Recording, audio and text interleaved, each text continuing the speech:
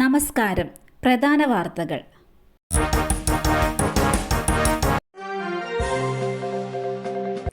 വെള്ളക്കെട്ട് പ്രതിസന്ധി ഒഴിഞ്ഞു. കുട്ടനാട് താലൂക്കിലെ സ്കൂളുകൾ നാളെ തുറക്കും. കനത്ത മഴയെ തുടർന്ന് പ്രദേശത്തെ നിരവധി വീടുകളിലടക്കം വെള്ളം കയറിയിരുന്നു. വെള്ളം ഇറങ്ങിയതോടെയാണ് വിദ്യാഭ്യാസ സ്ഥാപനങ്ങൾ തുറക്കാൻ തീരുമാനിച്ചത്. സംസ്ഥാനത്ത് സ്കൂളുകൾ തുറന്നിട്ട് ഒരാഴ്ചയായിട്ടും കുട്ടനാട്ടിലെ സ്കൂളുകൾ തുറന്നിരുന്നില്ല. വെള്ളം ഇറങ്ങിയതോടെ വെള്ളക്കെട്ടുണ്ടായിരുന്ന സ്കൂളുകൾ വൃത്തിയാക്കാൻ വിദ്യാഭ്യാസ വകുപ്പ് നിർദ്ദേശം നൽകിയിരുന്നു. കഴിഞ്ഞ ഒരാഴ്ചക്കിടെ കുട്ടനാട്ടിലെ പ്രൊഫഷണൽ കോളേജുകൾ അടക്കമുള്ള എല്ലാ വിദ്യാഭ്യാസ സ്ഥാപനങ്ങൾക്കും പല ദിവസങ്ങളിലായി അവധി പ്രഖ്യാപിച്ചിരുന്നു.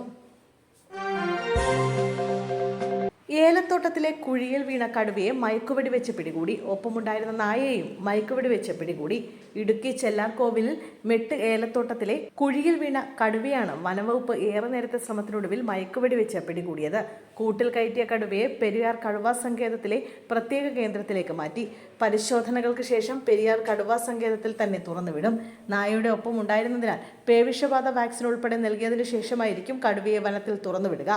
ആദ്യത്തെ മയക്കുവെടിയിൽ കടുവ മയങ്ങിയിരുന്നില്ല. രണ്ടാമത്തെ തവണ മയക്കുവെടി വെച്ചപ്പോഴാണ് കടുവ മയങ്ങിയത്. നായയെ പിടികൂടാനുള്ള ശ്രമത്തിനിടെയായിരിക്കണം കുഴിയിൽ വീണതെന്നാണ് കരുതുന്നത്. ഭാര്യയെ സംശയം. ശ്വാസം മുട്ടിച്ചു കൊന്ന ഭർത്താവ്. നെഞ്ചുവേദന മൂലം മരിച്ചെന്ന കള്ളക്കഥ.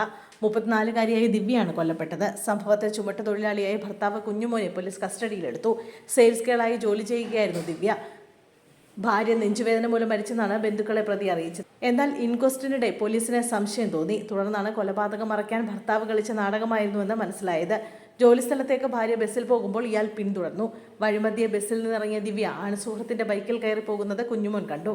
ഇതാണ് പ്രകോപിപ്പിച്ചത്. ഇവർക്ക് 11 വയസ്സുള്ള മകനുണ്ട്.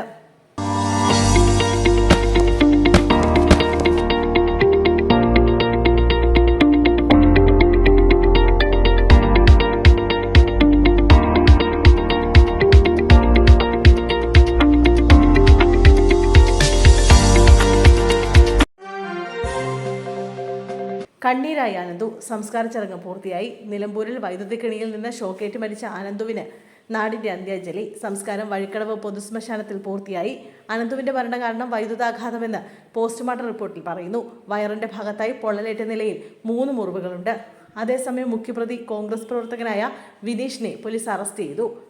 കേസ് ക്രൈംബ്രാഞ്ച് അന്വേഷിക്കും. മലപ്പുറം ജില്ലാ ക്രൈംബ്രാഞ്ച് ഡിവൈഎസ്പിക്കാണ് അന്വേഷണ ചുമതല.